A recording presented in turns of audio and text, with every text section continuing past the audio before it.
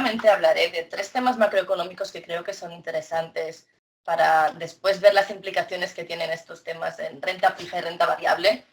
Voy a empezar hablando de todo lo que ha pasado en China y los mercados emergentes, que creo que es de reciente actualidad, y la corrección que ha tenido estos días los mercados vienen en gran parte por todo el tema de China. Después voy a hablar también del Banco Central Europeo. La pasada reunión, Mario Draghi, había gente que esperaba que anunciara una expansión del QE y finalmente no fue así. Vamos a entender el porqué. Después vamos a entender también por qué la Reserva Federal, con Janet Yellen, está aplazando la subida de tipos. ¿Vale? Después vamos a ver implicaciones en la renta fija. Voy a hacer una recomendación, lo que yo creo que tendríamos que tener en cartera ahora en este entorno económico. Y lo mismo lo vamos a hacer para renta variable, ¿de acuerdo? Después vamos a hacer unas conclusiones súper rápidas. Y a ver, empezamos. ¿Qué pasó con China? ¿Qué pasó con China? A ver, el yuan chino tenía un rango de fluctuación diaria legal del 2% con respecto al dólar. Estas depreciaciones situaron a la moneda en los límites de dicho rango.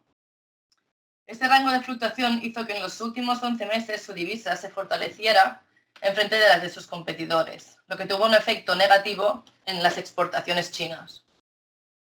Un yuan más débil comporta un menor consumo de energía y la demanda china de productos y materias primas baja, por lo que la economía china tendría que redirigirse en aumentar el consumo interno si quiere seguir creciendo a un buen ritmo. Entonces la decisión se centró en los esfuerzos del país por liberalizar su tipo de cambio. Este movimiento se anunció una semana después de que el Fondo Monetario Internacional decidiera aplazar hasta septiembre de 2016 la inclusión de la moneda china en su cesta de reserva global de divisas, para la que se requiere ser clasificada como de moneda de uso libre. En esta reserva global de divisas está, como ya sabéis, el dólar, la libra, el euro, el yen japonés. Entonces, China quiere que su moneda forme parte de esta cesta, pero un requerimiento básico es que sea una moneda de negociación libre en mercado. China, como hemos dicho, tenía un límite del 2% diario de fluctuación, es decir, por ese motivo intentó liberalizar un poco su moneda. Además, la decepción de unas exportaciones más débiles de lo esperado en lo que iba de 2015, el valor de comercio exterior había caído un 7,3%, sumado a los vaivenes del mercado de valores o el estancamiento de su producción manufacturera, hicieron aumentar la preocupación de las autoridades chinas. Entonces, ¿qué es lo que pasó? Vemos en la diapositiva que lo estructuran en 5 fases, ¿vale? La primera es esto que os he explicado. El Banco Popular de China devaluó su moneda en agosto. ¿Por qué intentó devaluarla? Pues, como hemos dicho, para el FMI y para aumentar sus exportaciones que habían caído en los últimos tiempos. La segunda fase, cuando empezó el Banco Popular chino a devaluar su moneda, pues todas las bolsas empezaron a caer, las cotizaciones estaban paralizadas, incluso el Banco de China daba dinero a empresas para apoyar las cotizaciones para que no cayeran más, no sabía qué hacer, estaba desbordado. Entonces vimos la tercera fase, que fue una revisión a la baja del crecimiento de China. Se esperaba que fuera del 7 y pasó al 6,5. Incluso hay fuentes que lo estiman alrededor del 5, 5,5. Eso ya fue una catástrofe para China. Los mercados de valores empezaron a caer, había días que caían un 8%.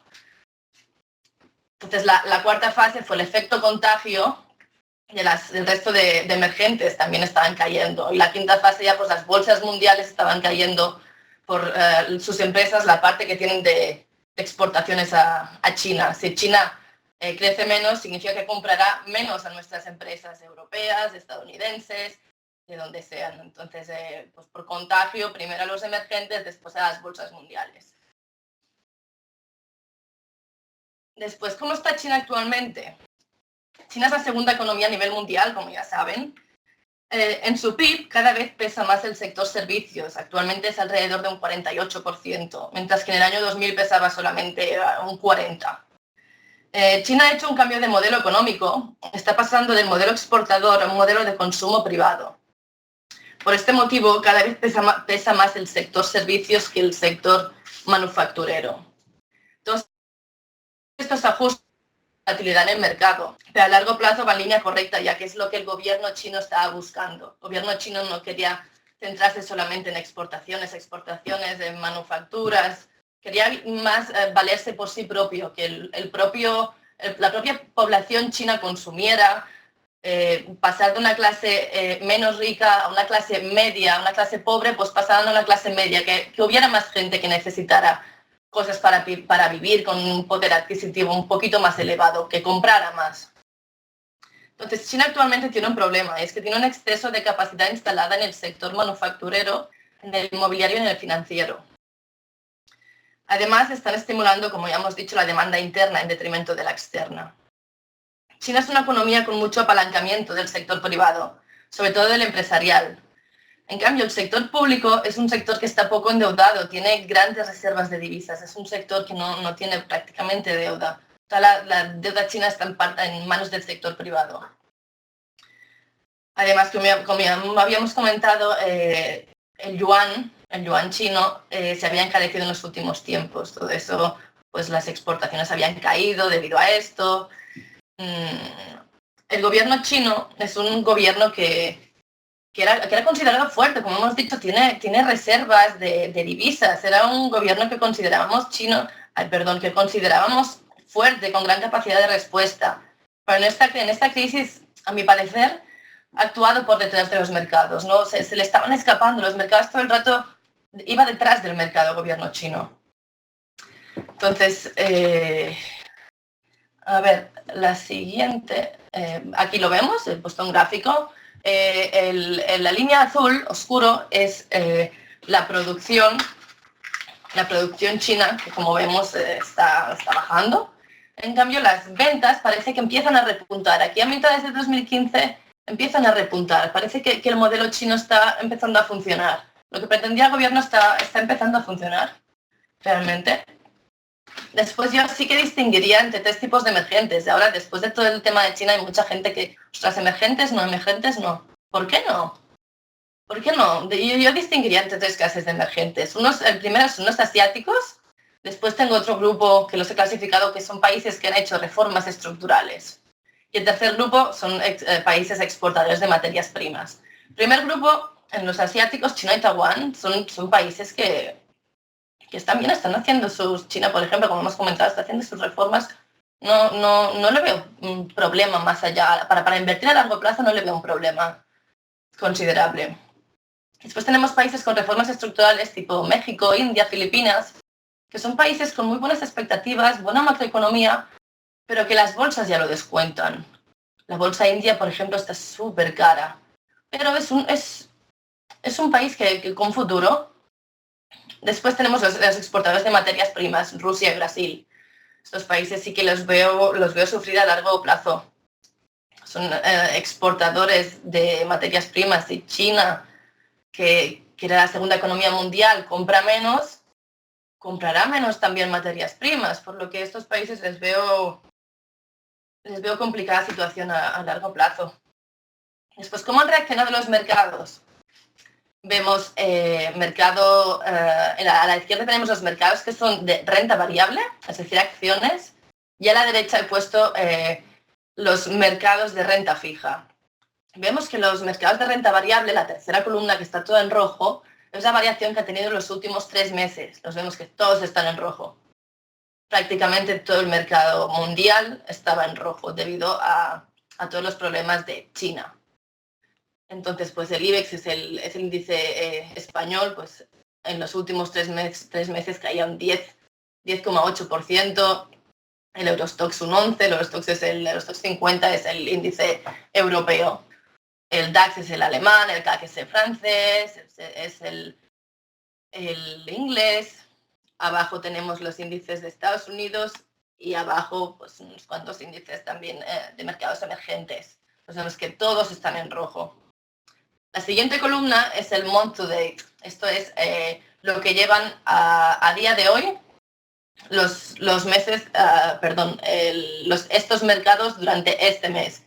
Se han recuperado un poquito porque las previsiones de que China había defraudado mucho, sacó unos números que parecían que no estaba tan mal. Había desacelerado, pero no tanto como se pensaba en un principio. La tercera columna ya es el year to date, lo que llevan desde inicio de año hasta hoy las bolsas europeas, estadounidenses y mercados emergentes. Entonces nos vamos a la parte de la derecha. Vemos eTrax, son los índices, digamos, de crédito. Entonces, todo lo que tenemos por la parte de abajo, que vemos el Japón 10 años, el francés 10 años, estadounidense, italiano, estos son los gobiernos. Vemos que el crédito ha aumentado spread, ha aumentado un 14,8, un 16,2. Sí que tenemos los financieros, que son estos dos que han retrocedido un 16,9, un 10,6. Los financieros van aparte, y yo siempre los caracterizo como que van aparte. Entonces tenemos el crédito que ha ampliado spread y tenemos los gobiernos que han reducido spread. Vamos a ver después cómo aprovechamos todas estas implicaciones del mercado. Entonces ahora ya entramos en lo que ha hecho el BCE, que ha hecho el Banco Central Europeo. Pues las turbulencias de los últimos meses, con especial foco en las emergentes, han impactado en las expectativas de crecimiento globales y en la estabilidad de los mercados.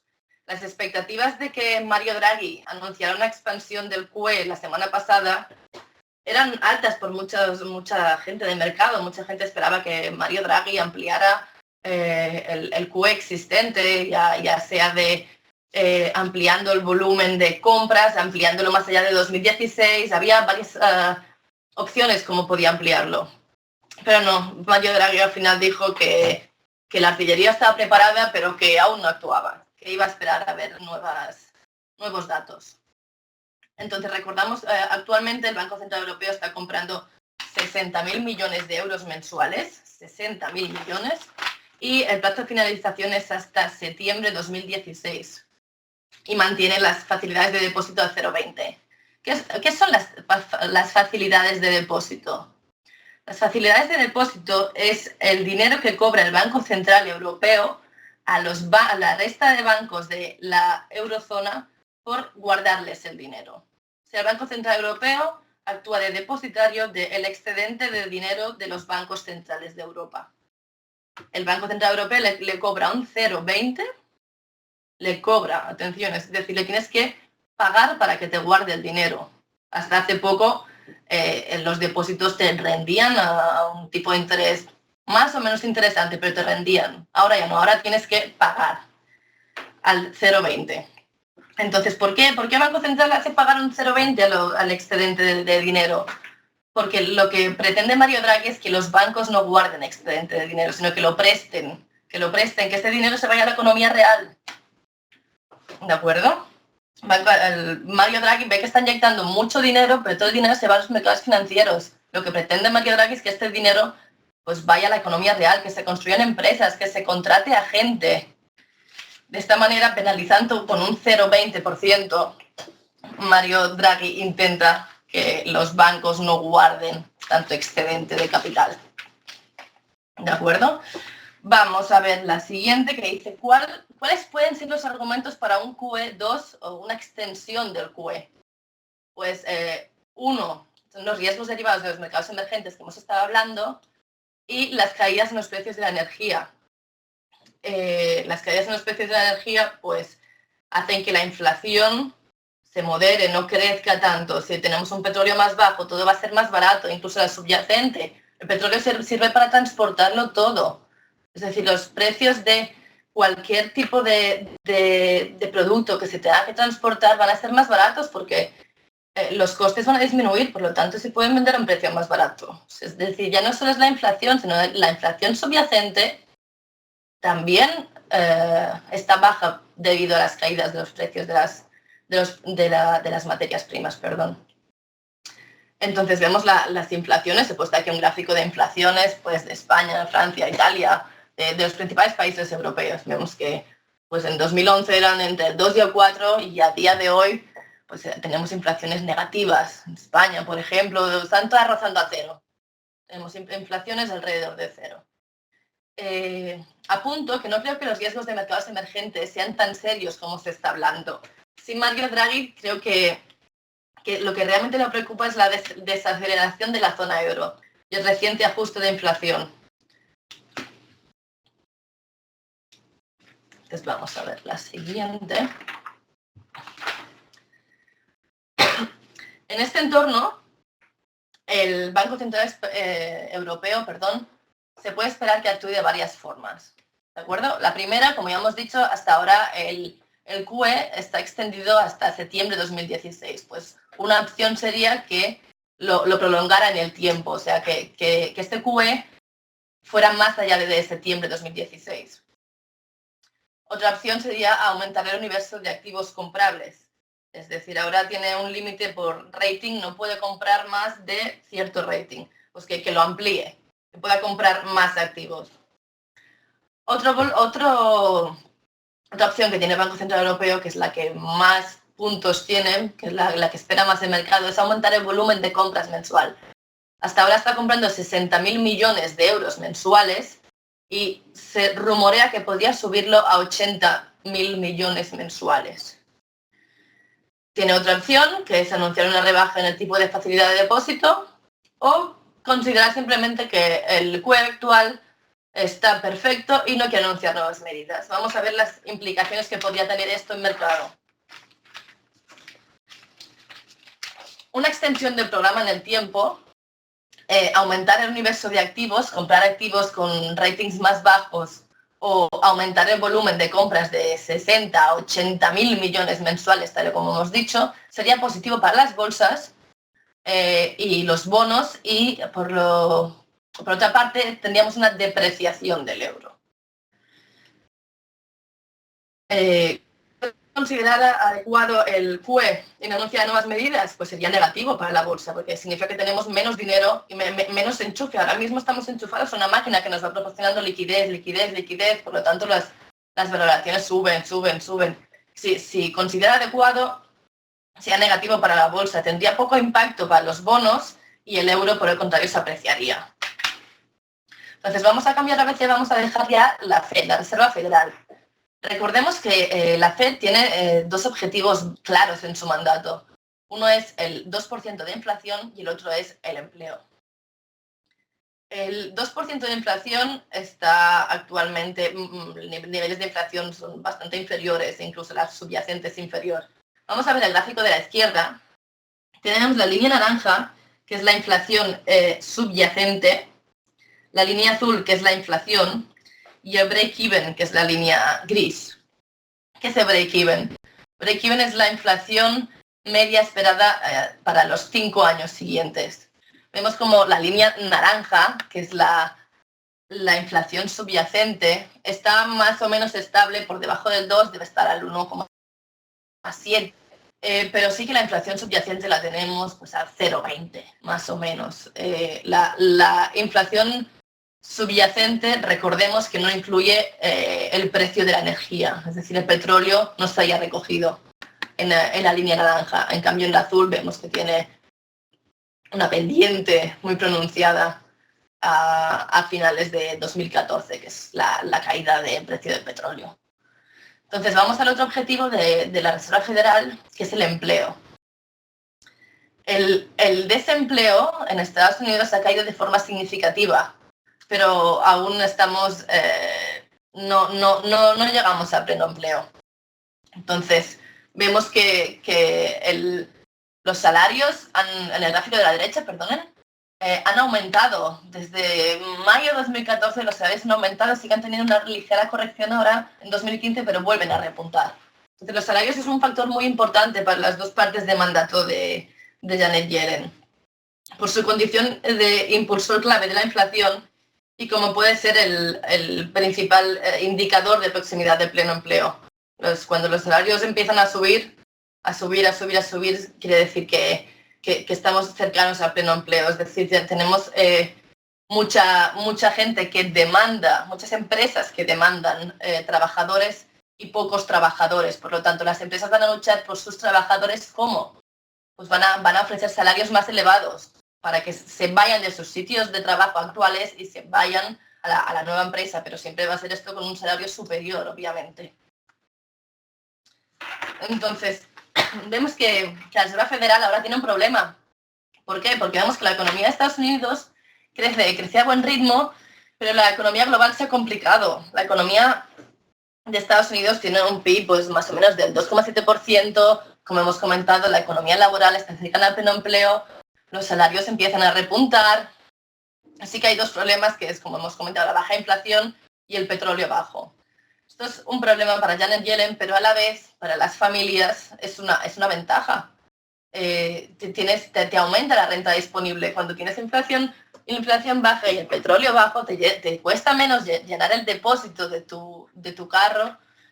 Tienes lo que ganas, tienes más renta disponible para consumir en otras cosas.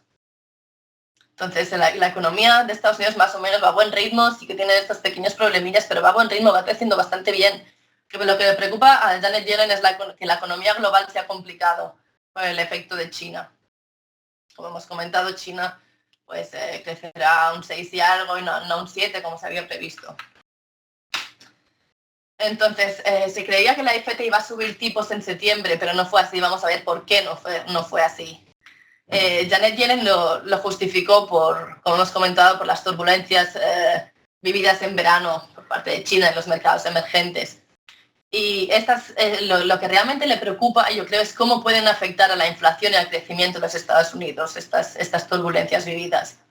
Y yo creo que si se estabilizan los mercados emergentes y los precios de las materias primas, la FED empezará a subir tipos rápidamente. Ya no sabemos si es a principios del año que viene. Yo creo que para marzo ya la Reserva Federal ya empezará a subir tipos.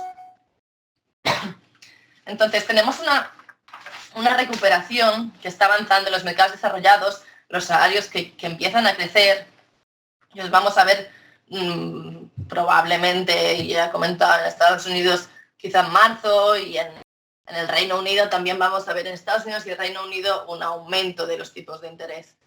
Estos dos países empezaron su QE mucho antes que el Banco Central Europeo, por lo tanto ahora están en diferentes fases del ciclo, ahora ya les toca subir tipos de interés.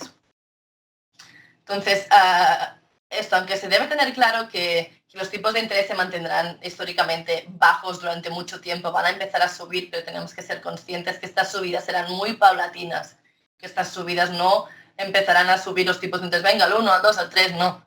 Lo más importante aquí es que las subidas se sabe ya que serán muy paulatinas. 0,25, esperamos unos meses, 0,25 más. No vamos a subir un 0,5 al mes siguiente o 0,5 más, no, va a ser muy paulatino. Entonces, ¿cómo han reaccionado los mercados de renta fija? Pues he puesto aquí varios bonos de 10 años, vemos la variación en 3 meses. Como hemos comentado, los gobiernos han estrechado diferencial. Vemos un 0,30, 0,29, 0,36, 0,40. Los gobiernos han estrechado, mientras que el crédito ha ampliado el spread. Entonces, ¿implicaciones para la inversión? Pues tenemos que ser conscientes que debemos buscar diversificación en nuestras carteras y, sobre todo, descorrelación. ¿Cómo podemos encontrar descorrelación? Pues buscando retornos absolutos descorrelacionados de los mercados, buscando estrategias de valor relativo con beta cero. Beta cero significa no tener exposición a mercado. Tú puedes ponerte largo de un título y corto de otro porque piensas que uno va a subir más que el otro. No tiene nada que ver lo que haga el mercado. Entonces, por lo que hace a renta fija, hemos visto que mejor crédito que gobierno. Crédito ampliado diferencial, gobierno estrechado. La reciente corrección, como apunto aquí, ha generado muchas oportunidades en el crédito. También vemos que la subida de tipos de intereses, como es una señal de fortalecimiento de las economías, será bueno también para la renta variable. La renta variable, si una economía es más fuerte, las empresas venden más, por lo tanto generan más beneficios, por lo tanto la renta variable sube.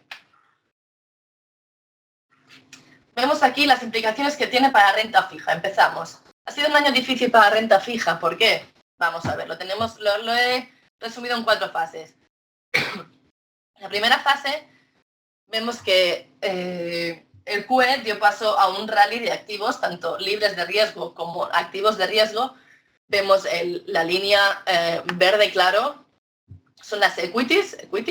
Equity significa renta variable. El Bund es el bono alemán, se supone que es el libre de riesgo en Europa. La línea naranja es el investment grade, es decir, crédito con buen rating, empresas solventes. La línea roja es high yield. High yield significa alto rendimiento. Para que una empresa te pague un alto rendimiento significa que tiene más riesgo. Es decir, investment grade son empresas solventes con menos riesgo. High yield son empresas con más riesgo, que por lo tanto te pagan más. Entonces tenemos el Emerging Market Debt, que es la línea lila. Son bonos de mercados emergentes. Como he comentado, la primera fase, pues el QE empieza a inyectar dinero en la economía, empieza a inyectar dinero y todos los activos, sobre todo la renta variable, suben. Llegamos a la segunda fase. En la segunda fase hubo un rally del petróleo y destaca también la corrección del boom. Vemos el boom como baja, la línea verde oscura que baja drásticamente. Entonces, la tercera fase, que es el decrecimiento en China, bajada del precio del petróleo, todo lo que hemos explicado de China en la primera parte de la presentación, fue en este tipo de aquí, en este tramo de aquí. Vemos las equities como al final del tramo empiezan a descender drásticamente, la línea verde claro. Y la cuarta fase, pues es cuando la Fed decide no subir tipos. La Fed dice en septiembre de 2015 que no quiere subir tipos. De momento los va a subir más adelante, pero va dando patadas adelante para subirlo más. Primero se esperaba que fuera en septiembre, en diciembre, ya en marzo parece que el consenso va a ser marzo. Y que aquí recalco que llevamos 30 años con tipos de interés a la baja y ahora parece que esto va a cambiar, empezarán ya a subir tipos de interés por parte de los bancos centrales. Entonces nos encontramos en una situación nueva. ¿Por qué? Tener tipos bajos por un tiempo largo, aunque empiecen a subir, ya hemos dicho que la subida será paulatinamente, y una inflación cercana al 1 en Estados Unidos. Desde 1958 se han calculado que hay 12 ciclos de subidas de tipos en Estados Unidos, evidentemente con diferentes duraciones y diferentes subidas. Y un análisis de 3 años antes de la subida y 3 años después, cómo se comportarían los distintos tipos de activos. Hemos visto que las rentabilidades repuntan y los spreads se estrechan en los 12 meses después de la subida. Es decir, en el año después de la subida por parte de la Reserva Federal de los tipos de interés, los investment grade, que recordemos que son las empresas más solventes, los spreads se estrechan 30 puntos básicos y en el high yield entre 100 y 120 puntos básicos. No cabe olvidar que aunque no tenemos que esperarnos un año después de la subida de tipos, sino que con la reciente corrección que hemos tenido en el mercado hay cosas interesantes en high yield que podemos mirarnos y sacar buenos rendimientos. Entonces, aquí hago una distinción entre high yield americano y investment grade americano. El high yield americano hace un año un 5% y ahora un 8%, que es más o menos, entre el 8 y el 10 tenemos la media de lo que ofrece la renta variable. Y aunque sea high yield, los defaults, es decir, las quiebras de empresas, están en ratios bastante bajos. El investment grade americano también ha corregido mucho y tenemos mucho valor, sobre todo en el lado largo y medio de la curva y en el rating triple B. Son los que más han corregido durante esta reciente crisis. Sectores, yo prefiero los cíclicos, ya que el consumo se va a beneficiar de una mejora de la economía. Estamos diciendo que las economías se supone que van a mejorar. Entonces la gente va a consumir más porque tiene más renta por cápita para consumir. El petróleo está bajo, recordemos que la gente tiene más dinero para consumir. Si consume, los sectores cíclicos son los que mejor se comportan. Actualmente los activos de renta fija no tienen demasiada dirección, están un poco bifurcados, no se sabe dónde van. Entonces tenemos que mirar bien dónde nos posicionamos. La renta fija tiene dos riesgos. Uno, el riesgo de duración y dos, el riesgo de crédito. ¿Qué es el riesgo de duración? El riesgo de duración es como más a largo plazo vayas a buscar tus bonos que compres, una subida de tipo de interés te va a afectar negativamente. Recordemos que tipo de interés y precio se mueven en sentido contrario. Es decir, si nos suben el tipo de interés por parte de la Reserva Federal, el precio de nuestros bonos nos va a bajar.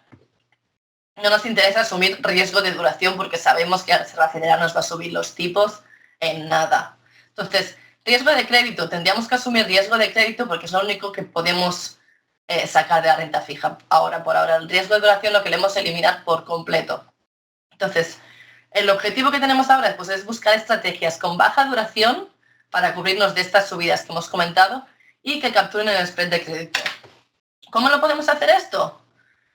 Pues lo podemos hacer con bonos flotantes. ¿Qué son los bonos flotantes? Son bonos que pagan un cupón, una parte variable, que es una parte variable que se ajusta en función del tipo de referencia del mercado monetario. Normalmente se ajusta en cada trimestre, puede ser también cada semestre o incluso anual. Pues un tipo de interés que cuando llega a, suponemos que es un trimestre, cuando se cumple el trimestre se resetea desde cero. ¿Cuántos están los tipos ahora? Vale, pues me pongo aquí. Es decir, no tienen nada de duración. Son bonos sin duración, que es lo que precisamente queremos evitar.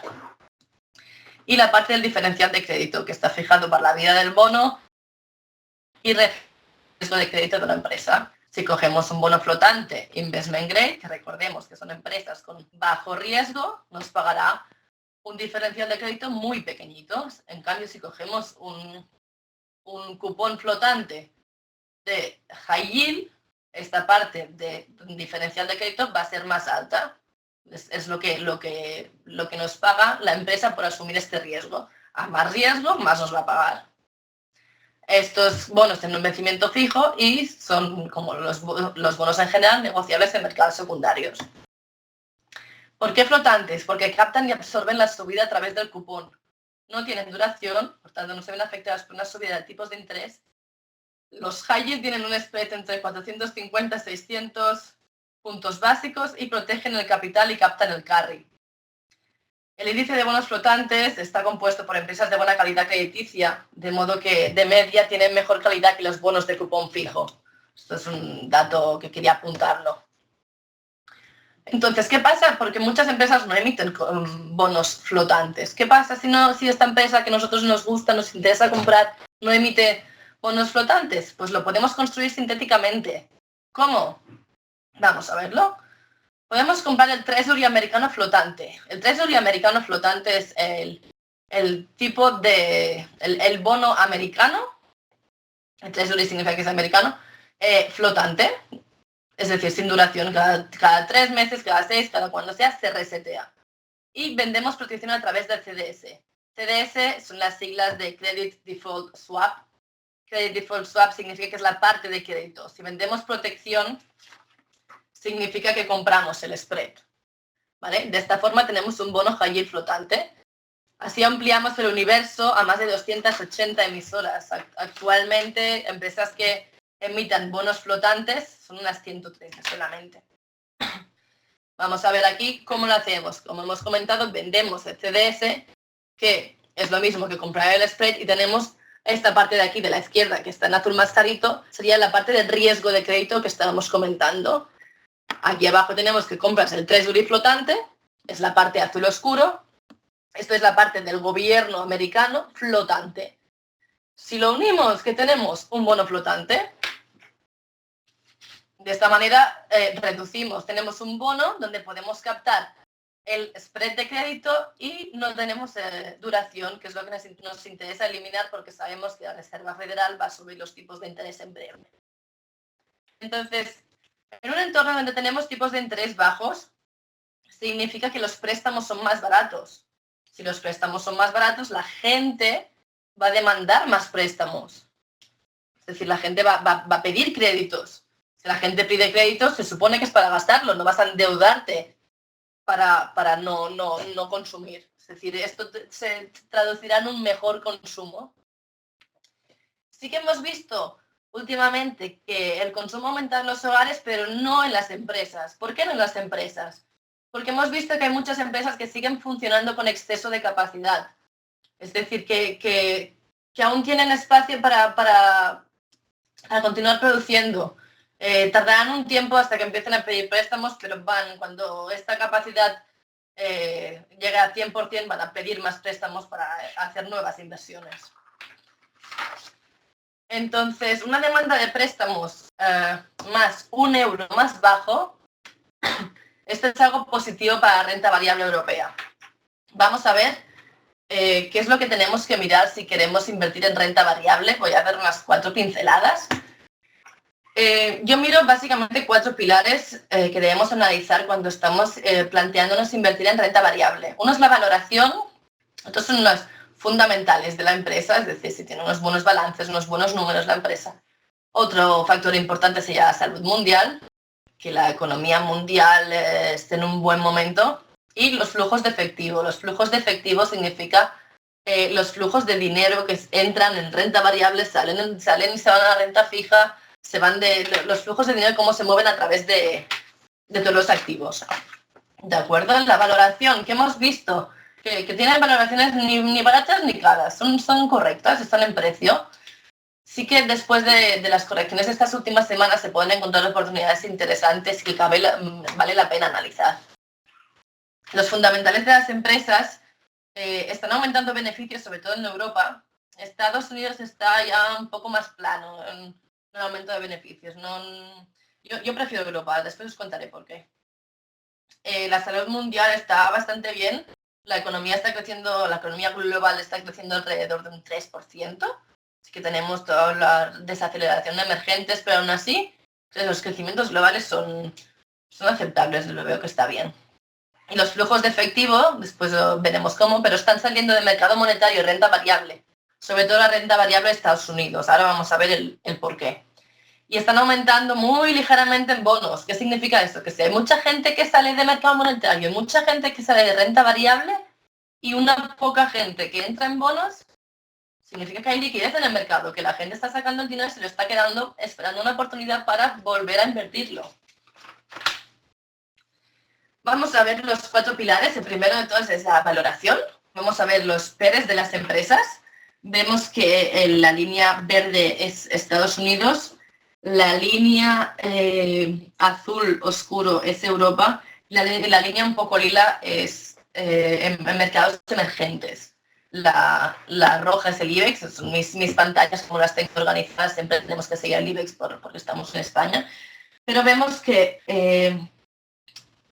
Estados Unidos está en un PER del 17, Europa sobre un 14, mercados emergentes sobre un 12. Para tener un número en la cabeza, a partir del 15 se puede considerar que sea cara y menos de 15 que sea barata. 17 es un número muy cercano al 15, 14 es cercano, 12 quizá empezamos a decir que está un poco barata, pero no podemos decirlo así, tenemos que mirar el porqué. O sea, están correctas las valoraciones, no son ni baratas ni caras. Vamos a ver los fundamentales. El EPS significa Earning Per Share, es decir, beneficios por acción. Vemos que en Europa están creciendo, sobre todo miramos los últimos año, 2 años, en Europa crece, en mercados emergentes están decreciendo, vemos la línea de color lila, cómo están bajando los beneficios por acción, y en Estados Unidos están más o menos estables, ¿vale? Tenemos que ir con cuidado cuando miramos los beneficios por acción, porque ahora hay una tendencia que tienen mucho las empresas, que es recompra de acciones. Entonces vamos a recordar que es el beneficio por acción, que es el beneficio total de la compañía dividido del número de... ¿Qué pasa? Si las empresas recompran acciones, significa que el número de acciones baja, por lo tanto el denominador nos baja, es decir, que el earning per share nos aumenta. Los mismos beneficios de la compañía divididos del menos número de acciones significa que tenemos un beneficio por acción más elevado, pero realmente la empresa no ha tenido más beneficios. Entonces, tenemos que ir con cuidado cuando analizamos los beneficios por acción. Entonces, otro dato fundamental de las empresas, podemos mirar los márgenes. Los márgenes de las empresas, vemos que la línea verde, que es Estados Unidos, pues están decreciendo los márgenes. La línea azul, que es Europa, está en piano, pero sí que un poquito ligeramente a la baja, podemos decirlo también. Los mercados emergentes son más volátiles, están un poco, parece que ahora en 2015 empiezan a subir. Vamos a ver la siguiente, que es la deuda sobre activos. Todas, el Standard & Poor's y el Eurostoxx 600, que es el europeo, están desapalancados. Desde que hubo la tremenda crisis en 2008, están todo el mundo bajando sus niveles de endeudamiento. Esto es un ratio bastante importante de la deuda dividido de activos. Es bastante importante considerarlo. El ROE, ¿qué es el ROE? Es el rendimiento de los fondos propios. El rendimiento de los fondos propios significa lo que te pagan por invertir en renta variable. ¿Qué pasa? Nos fijamos, por ejemplo, en 2007. 2007 todo el mundo tenía un rendimiento muy elevado, cercanos al 20, 18. Eso incentiva a nuevas empresas a querer tener estos rendimientos también. Entonces, ¿qué hacen? Pues generan nuevas empresas y te entra competencia. Cuando te entra competencia tienes que repartirte el mercado. Si tienes que repartirte el mercado, el ROE, la rentabilidad de tu empresa, va a bajar porque hay más agentes, más gente haciendo lo mismo que tú. Entonces, boom, ROEs a la baja. ¿Qué vemos que ahora? Que los ROEs son 12, 10, son aceptables, no son muy elevados tampoco, pero son aceptables. También aquí, si tenemos que poner un número, pondría también un 15, como hemos dicho con el PER. La evolución de earnings per share estimados, es los estimados de aquí hacia un año. Vemos que aquí hay unas pequeñas subiditas, como que hace como unas tijeras, pum, pum, pum. Esto es porque cada año se revisan las estimaciones. Vemos, por ejemplo, que en mercados emergentes estas subidas son más paulatinas. Vemos que podemos ver en Estados Unidos que el earnings per share se va revisando ligeramente arriba, y en Europa está muy piano. Vemos la línea azul que prácticamente desde 2012 está en el mismo terreno. Vamos a ver, como hemos comentado, a la renta variable, la rentabilidad de este 2015, puesto aquí 4 índices, vemos la que puede ser por expansión de múltiplos, el PER podría ser 1, o por aumento de beneficio. Vemos el aumento de beneficio, por ejemplo, los stocks 50 por aumentos de beneficio, aumento de 9, pero por expansión de múltiplos, es decir, precios de las acciones ha bajado un 2. En total tenemos un 7. Es decir, el 7% viene mayoritariamente por un aumento de los beneficios. Estos son los beneficios de los últimos 12 meses y en la parte de abajo tenemos el mismo ejercicio, pero con earnings per share estimados para el año en curso. Es decir, estas son las estimaciones. Vamos a pasar a la siguiente y vamos a ver un termómetro de salud mundial. ¿Esto qué son los PMI? Es el índice de producción manufacturera. Tenemos en la parte de arriba países europeos. Aquí el número que te marca expansión o recesión es el 50. Vemos los que están por encima de 50, que empiezan a ser verdes, amarillos, y los más verdes son los mejores. Por lo contrario, los rojos son los peores. En la parte de arriba tenemos Europa, en el centro tenemos United Kingdom, que es Inglaterra y Estados Unidos, Japón, China y todos los emergentes aquí abajo. Vamos a ver que los mejores parece ser que sea el Reino Unido y Europa, con eurozona, una media de la eurozona de 53,6, bastante bien. En cambio, Brasil, como hemos comentado, pues es el peor. Los emergentes están sufriendo un poquito estos últimos trimestres, sobre todo Brasil, al ser un país dependiente de las exportaciones, como hemos comentado. La inflación, esto también es una buena manera de mirar la salud mundial. ¿Qué vemos en la inflación? Vemos puesto 3 líneas, una es los emerging markets, el mundo y las economías avanzadas. Vemos pues que en 1995 las inflaciones estaban disparadas y ahora en 2015 pues la primera, la de más arriba del todo, es las inflaciones de mercados emergentes, la del medio es una media mundial y las de abajo son países desarrollados, que básicamente serían Estados Unidos, Europa. Vemos Estados Unidos, Europa ahora aquí en 2015, donde está la línea que es prácticamente cero. Es cero. Entonces vemos la media del mundo que está un poco más arriba y ya los países emergentes están un poquito más arriba, pero todos una tendencia claramente a la baja. O sea, tenemos todas las inflaciones del mundo que están por el suelo. Otra manera es el crecimiento del PIB. Vamos a ver, los colores son los mismos, el rojo es los mercados emergentes, el gris mundial y el azul clarito es la media de las economías desarrolladas. Tenemos lo mismo, el crecimiento del PIB. ¿Qué pasa? Se han revisado todos a la baja, sobre todo emergentes. Tenemos emergentes que el diferencial se ha estrechado un poquito. Continúa estando por más arriba, son países que tienen que crecer más, pero aún así están decreciendo más de lo que lo hacen los restantes mercados. Vemos el FMI ajustado la previsión de crecimiento mundial para 2015 de un 3,1 viniendo de un 3,3. Bueno, es un poquito, la tasa más baja en 6 años. Estima un crecimiento para mercados emergentes del 4 y mantiene estimaciones para China sin cambios. Reduce las estimaciones para Latinoamérica, con peor evolución de Brasil, que es lo que llevamos comentando toda la presentación, y mejora las estimaciones para Estados Unidos al 2,6% y la de la eurozona la mantiene en el 1,5%. Vamos a ver, los flujos, el otro factor importante que teníamos que comentar para la renta variable. Como hemos dicho, del mercado monetario ha salido dinero, del total de acciones que han salido 18.000 millones de dólares. Esto es lo que va de año en Estados Unidos, ¿de acuerdo? Salen 9.000 millones en monetarios, 18.000 millones en acciones. Y entran 2.666 millones de dólares en bonos. Es decir, que el total, ¿dónde está el dinero total? Pues está en liquidez, en los bolsillos de la gente. La gente ahora ha tenido pánico y ha dicho, pues mejor que tener el dinero invertido, pues lo tengo en mi casa. Tengo en mi casa o en mi banco, esperando una oportunidad mejor para invertir.